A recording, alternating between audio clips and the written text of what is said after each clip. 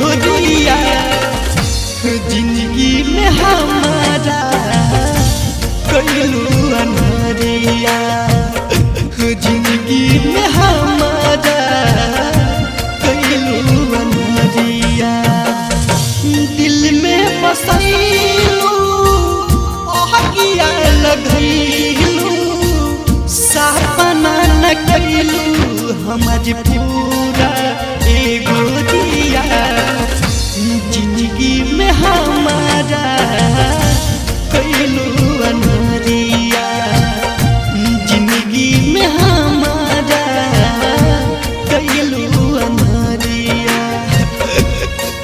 माँ दहला recording studio, किसान चौक, सुपौल।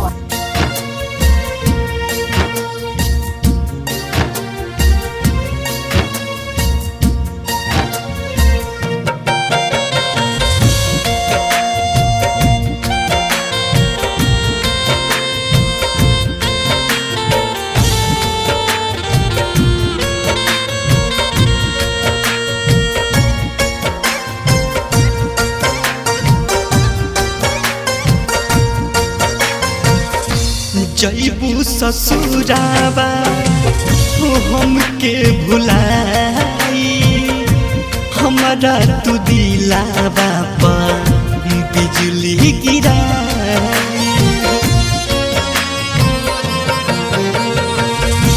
जैबू ससुराबा तू हमके भुलाई हमारा तू दिलावा पर बिजली गिराई। कौनो आन जान के सानमा में जाके धरबो तू कमान डगरिया ए गोरिया जिंदगी में हमारा कैलू अनहरिया जिंदगी में हमारा कैलू अनहरिया। माँ दहला रिकॉर्डिंग स्टूडियो, किसान चौक, सुपौल।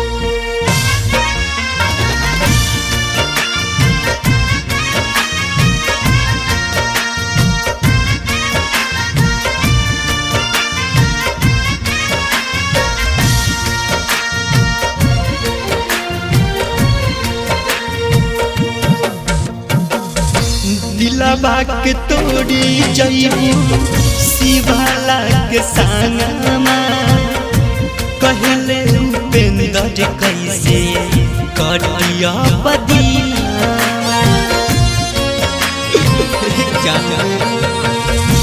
दिलवा के तोड़ी जइबू शिवाला के संगमा कहले उपेंद्र कैसे कटिया बदीना।